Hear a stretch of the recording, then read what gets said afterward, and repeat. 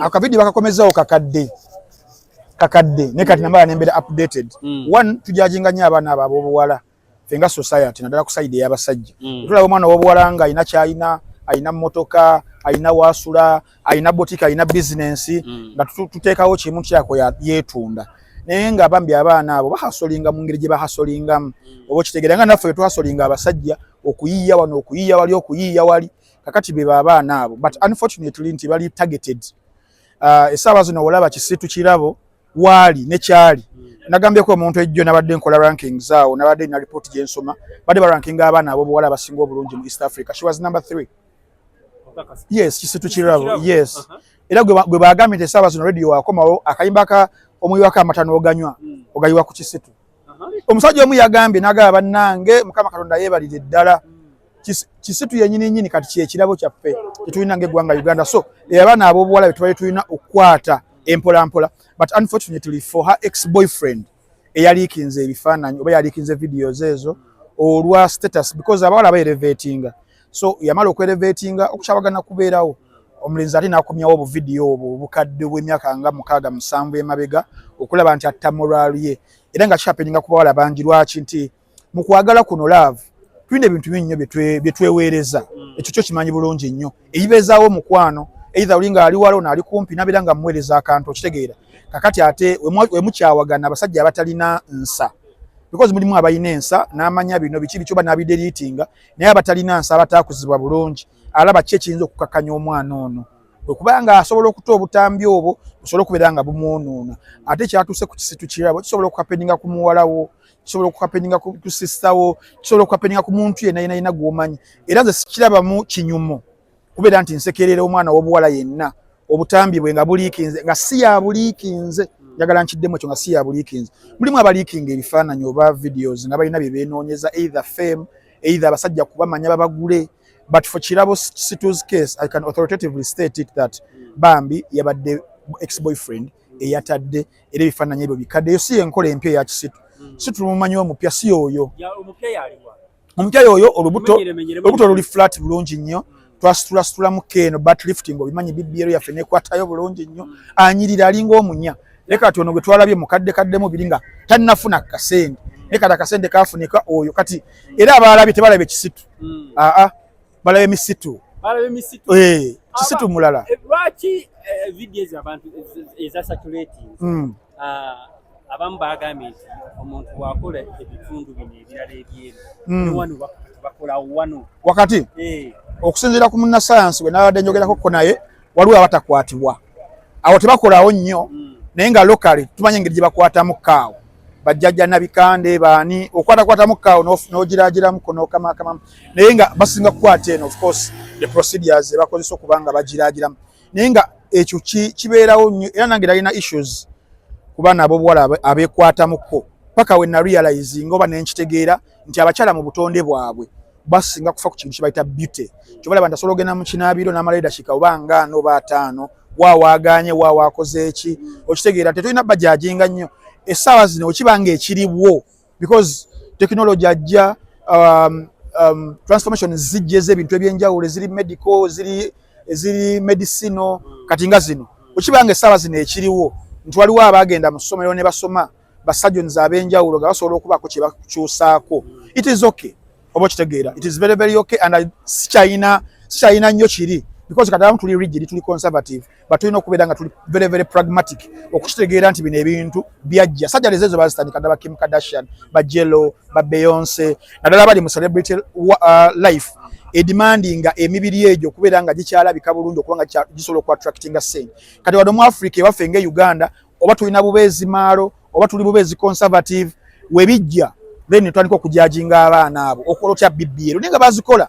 abantu bona bazikola ezo ne kali fe kizze tuli mu bateekako maanyi akati sagala beera part of the bandwagon eteeka abaana abaamaanyi let them be nawe omusajja wootuuka ntambi ng'olina olubuto lwakaŋŋendeko mu gym endusale nfune emiwuula mbere magged up wenti teragenda kujajinga omwana w'obuwala wabanga alaba asobola obbako kye yeekolako lwaki gobeera omujajinga gusobola okugenda mu gym Franka waki abaana abawala nsangi zino basusse okubanga bareleasinga oba ebitundu byabwe ebyekyamu bifuluma yes anyhow bintu bya mirundi esatu era categories ziri ssatu waliwo abaana ab'obuwala abafulumya nga bo beebeeyagalidde nga baagala akatale atunda ayolesa yamazaawo amangu nga bali ku nnono egamba you have to use what you have to get what you don't have eyo category emu tubayita bamalaaya kale mu njogera ennyangu baba malaaya naye nga bakozeseza platform eyo kubanga beeyongera okwebunya mu bantu n'okwetunda. Ekyokubiri mulimu abaana abalala ab'obuwala nga bo ali mu love n'omusajja oba boyfriend ng'amuweereza mu kumuweereza wano mu kukyawagana nga boyfriend maybe tasobola takinga in that na releasinga okitegeera mubeeramu n'abaana ab'obuwala abalala category ey'okusatu abantu gye batamanyi ate nga abaana abasinga bagirimu abaana ab'obuwala beefaako nnyo emibiri gyabwe bamanyi n'okwerecordinga for no reason naye recordinga nebeera mu gallery neyeerabangako webali kati abo sometimes esimu esobola okubeera hacked esimu esobola okubbibwa esimu esobola okubeera ki okitegeera kati releases za mirundi esatu but unfortunately fenga society buli release gye tulaba buli leak gye tulaba tukitwalirawo nti ono alina kyabala tukitwalirawo nti ya releasings naye ng'ebyaddala mulimu abaana abamu abali genuine nga kiriikinze buliikinzi naye nga enteekateeka esi yakuba nti yali akikoledde ensi but tho mulimu n'abakikolera ensi babeere nga beetunda emibiri gyabwe gibeere nga gye gibasobola okubasurvivings. Olowooza kirabo akola biki okusurvivinga akozesa mutwe gwe n'omutwe akozesa omutwe gwe obwongo nga nange entambi wenkozesa obwongo omuntu wambuuza nkola ki nkozesa mutwe okusurvivinga oba okitegeera ffenna tukozesa mibiri ffenna abasinga emibiri kuli obwongo kale kiraba osobola okuba nga akozesa mubiri gwe naye ngaobwongo kuba sebo osobola okubeera ngaoli mulungi nga kisitu kirabo naye olemererwa okufuna omusajja asobola okuteekamu wadde ka benz okitegeera so sometimes tekiri ku beauty bawala bangi abali eyo abalungi naye nga badaaga naye waliwo abawala abalala nga si balungi nnyo kiri awo naye nga balina confidence nga balina obwongo obutetenkanya ensi eno mukama katonda yaffe yatuteekawo because one muganda wange Taufiki Media kintu kibi nnyo nnyo kye tuli mu kubanga tukola nga ffe abasajja ffe ba enablers b'ebintu ebyo nabadde example ne ngamba singa bamalaaya bagenda ne beetunda ne bajja ku street awo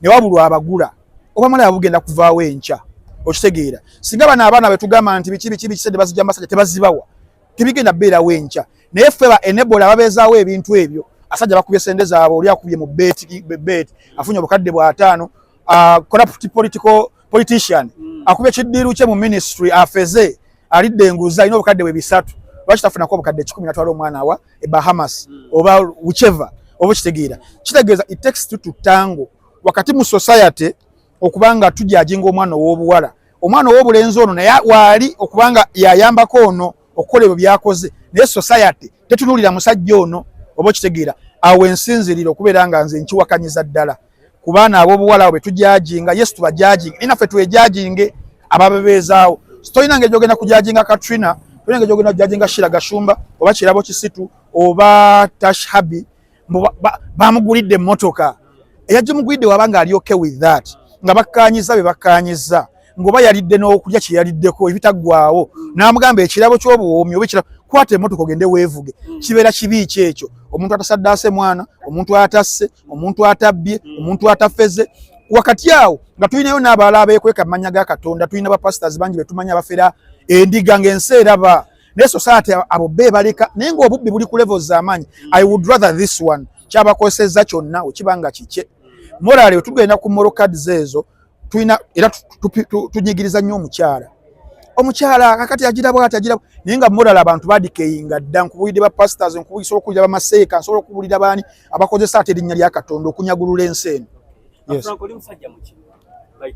Ndi Muganda.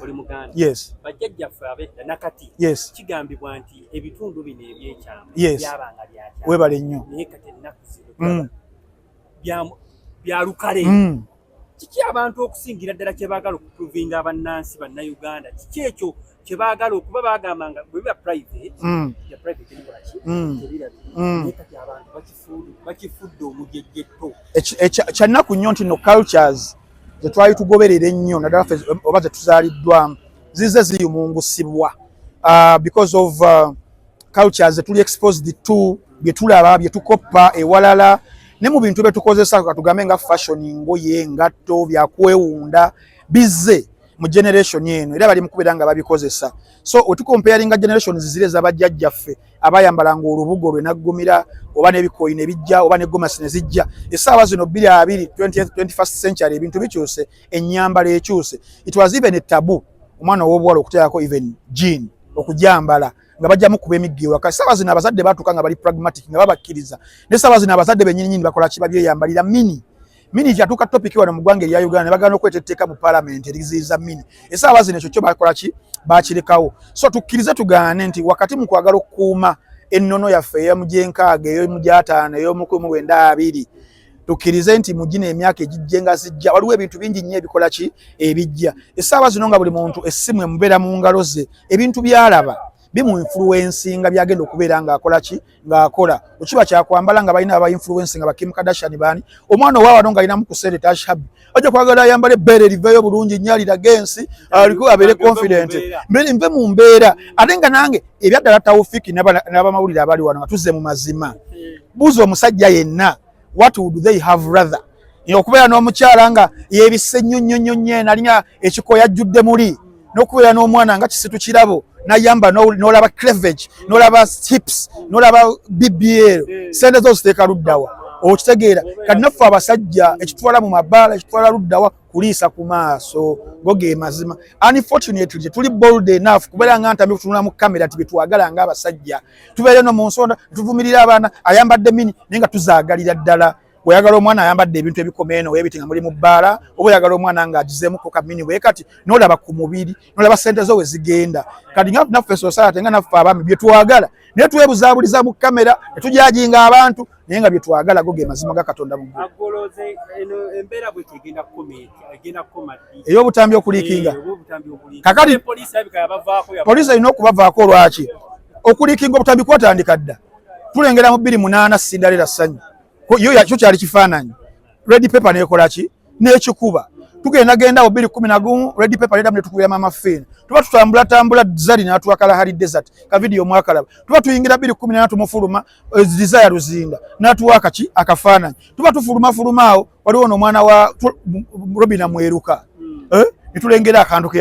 yatuwaayo obuntu buze butambula amathake okitegeera buze bugenda ate wano Gloria Bugi natuwayo akantu musapatu za loje nga tefaanagana ginnewaayemu yadde endala ya bbulu nga tebifaanagana kitegeeza ekintu ky'obutambi tulina okukigumira naddala nga amasimu gano gali mu ngalo zaffe abantu bakozesa differently abantu abali evil gye bali oba okitegeera we just have to embrace ekiriwo kigenda kubeera part of us ekibuuzo ekikulu webiriikinga bani abasinga okunyumirwa bani abadi abakiddemu ko wakalabyeko nnyo kyekasinze okunyumira mwaka akatambi kimu kyanyumidde bibiri kale kyanyumidde ekyala ne kikyuka mu kiti okitegeera ekyala ne kitu leke Victoria abasajja be baagala ebyo naye kati era mwana abawaddeyo ko kantu abawadde kuleke Victoria River era ne bagamba ogwo musulo omwana wa teri mwana wa bwakyali kintu kyali ekolera ne mukyembracing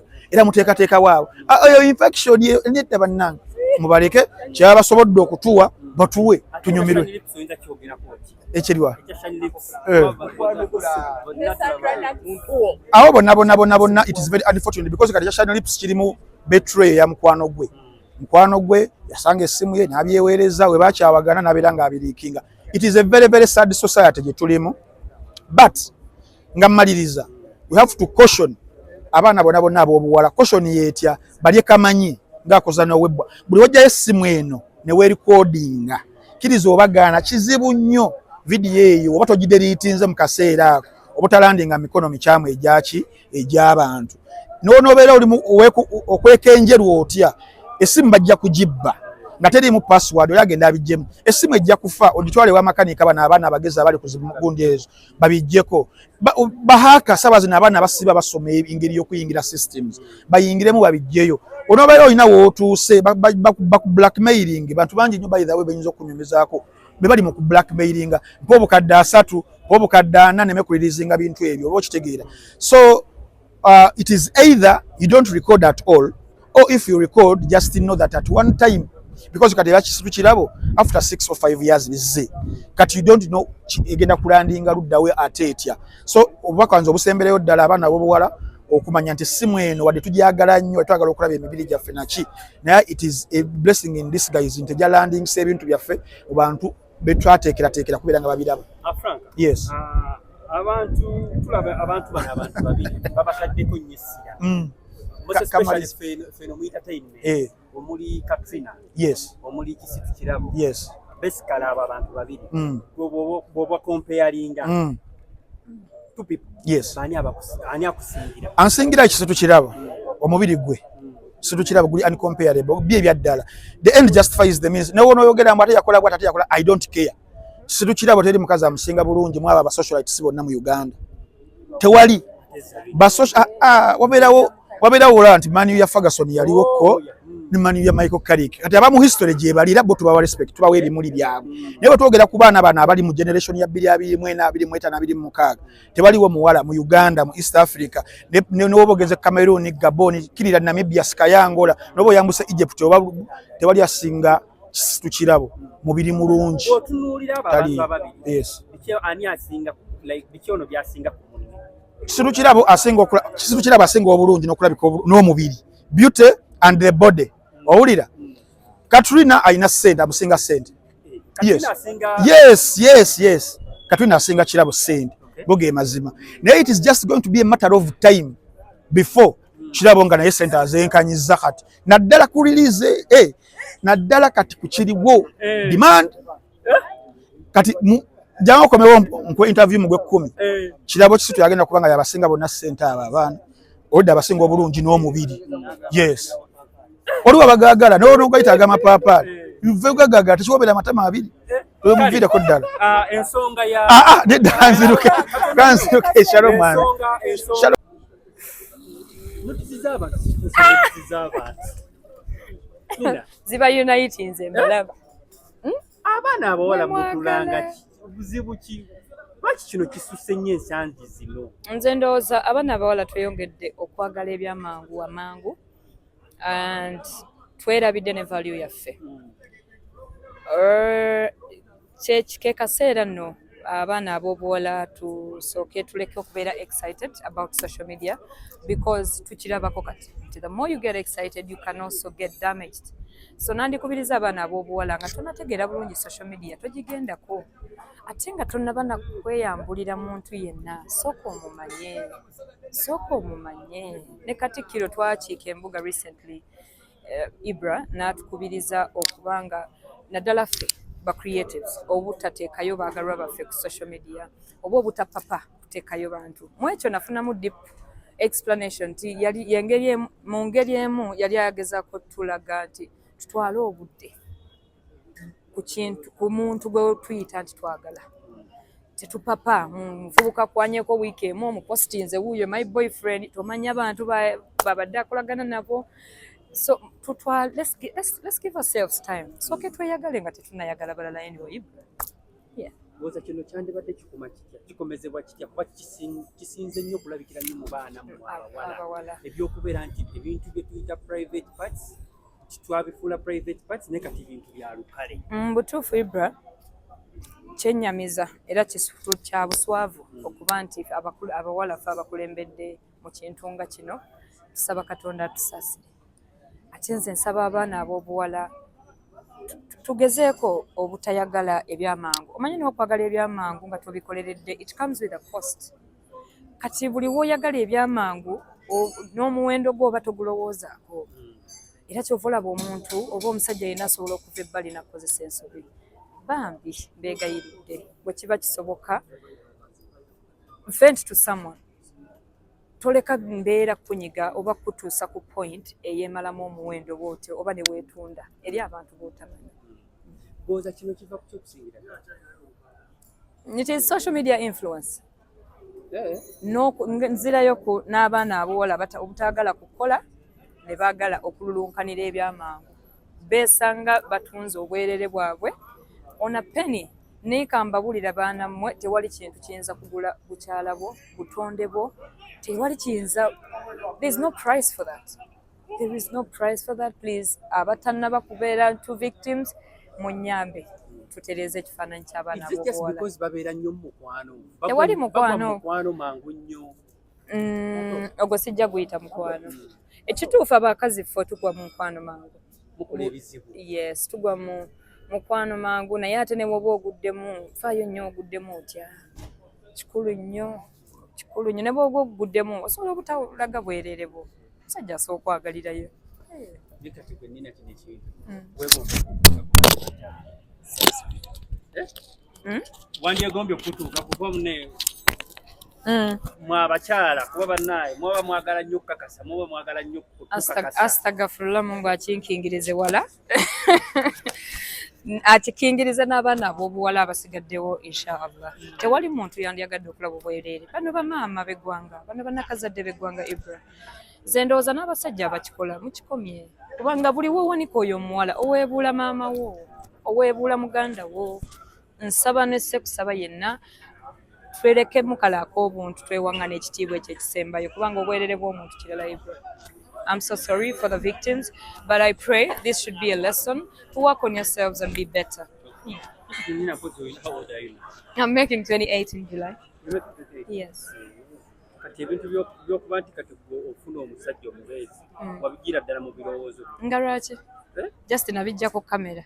Naye nga nkyakiriko. Obijja mu kamera? Ate ne Katikkiro yatugambye tukwekere ddala. Kati muyinza obutamulabako mangu. Tulaba abayimbi abakyala n'abasajja bafubye okulaga abantu baabwe okubeera nga bakooye eby'omunkukutu. Nina Rose ke kaseera munnaye naawe oba osanga oba oli awo. Tumbalage. Omuntu ali next to you okusingira ddala biri ebisembayo. Inshallah nja mubalaga at the right time. Akaseera akatuufu nga katuuse. Bali bakumenya ku mutima ng'ogyeko ddala yange. Nkyawona. Okyawona?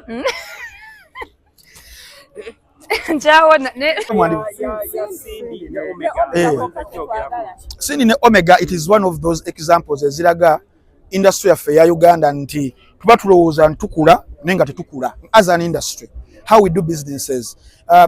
First of all, abayimbi bangi nnyo singa omubooza lwaki wakoze kolabo n'omuyimbi ono ng'ajja kugamba ebintu ebitali artistic nti maybe twabadde mu vibe, twabadde mu bbaala ku Supremacy ffenna ne tunywamu bbere yaawo vibe neekwata ne tubuuza producer kyali awo okumpi ne Taufik ne tuyingira studio. That is how we came up. Yes, we know for abali mu creative world nti sometimes wekijira wokikola ki wokikolera, but wakati mu kukikola olina okubeera ne management team kubanga gwoli kugokya creative as a creative Cindy oba Omega, but team eno management erina emirimu gy'erina okubeera ng'ekola egiformalizing ekintu ekyo okwewala ekiyinza okujja mu maaso ndio ba mukoze oluyimba muyina empapula split sheet mumaze okubanga mugikkaanyaako mutaddeko n'omukono nemba mufunyemu obuzibu naye nga binding gundi eri weeri. That is how music business is being done mu nsi endala ezituddukako kubanga ebyaddala okuubagana kw'abayimbi be baana baliwo. Toyinaayo muyimbi gonyiza kuŋŋamba mu bulamu bwansi atasoowagana na muyimbi munne tekiriyo. Kayira Michael Jackson ne Prince basoowagana okitegeera kyo kibeera inevitable olwa egos zaabwe olwa personalities zaabwe. Naye singa contract ye neebeerawo sente zisigala zikola ki zijja buli omu n'afuna oluyimba ne lusigala nga lukola regardless of oba mwekyawa oba ono yabba musajja wa munne. Naye mu ggwanga erya Uganda abayimbi ebintu babikola ngeri yagadi bengali engembo etunda omuzigo ekijja kijje and before you know nga batukaabirira. Kale nze kyenandiyagadde moving forward buli muyimbi ali eyo nga okoze collaboration n'omuyimbi munno bibere formalized kubanga music is a business. Tuleme kubitreatinga nga ekintu ekiri awo by the way because kyekisinza okubanga kitta endongo yaffe oba okitegeera. So yensonga eyasidala yasanyu ne Omega 256 if it was formal biro byali badde just biri minimum. Naye kati tugenda kudda mu bintu ebiri peti beevume wabyetooboole ne fan bases zaabwe zikolebwa ekityo naye nga kiri ekijuso ekikulu kyakola business oba kyakola music eno not as a business. Okay. Don't you think Omega nga ye atenga omuyimbi omuto yandibadde akakkana wansi tewaliiwo mu bulamu bw'ensi eno mu art omuyimbi okumugamba mbuno kati omuyimbi ye kasafuna hit yabasinga essaawa eyo mu nsi yonna. Tomubuulira kamiliyoni nti oba dread yobaani yabasinga gy'obeegendereze wabaawo omwoyo ogwo ogukwambala n'obeera possess n'olaba nga buli omu omukola ki omusinga. Abayimbi banyi essaawa zino asobola okulowooza asinga ne Muzeeyi Matovu okuyimba asinga ne bamuzeeyi Ssebbalwa Muzeeyi Ssebatta because afunyeyo ku buhiiti oba essaawa eyo yaliko. Kati eyo kya butonde mu bayimbi nti bo hit zibalalula n'abeera nga yakola ki yasinga tadda kutajja kuddaawo nga gwe Tawfik okube kwe mugabe naye bannaye tuvudde wala n'omuntu ono kamwechi ekitiibwa so bo egos ezo zibakulira ddala bubi nnyo ne zicrowdinga judgment zaabwe ku ntebe enjawulo Kasembeyo okkiriziganya n'ekya Cindy oba Omega apologize to Cindy sikkiriziganya nakyo abayimbi omuyimbi nga because omuyimbi bintu binyo besides just the brand gyolaba abayimbi abeetonda abo ensa tuyine ngeje tuba kakkanyamuko ebyaddala ze kuwulira byaddala naye omuyimbi nga ali gumite ng'alemerera ku kintu kye oba kikyamu oba kituufu ebiseera ebisinga abawagizi aba abazzaamu amaanyi oba kitegera mu buntu kyo kyalibadde kituufu oba yeetonde naye bwatyo tuli mu buntu tuli mu music where you have a lot to lose ebirala naddala ego and pride which is part and parcel of the arts and the art business. Thank you so much. May God bless you.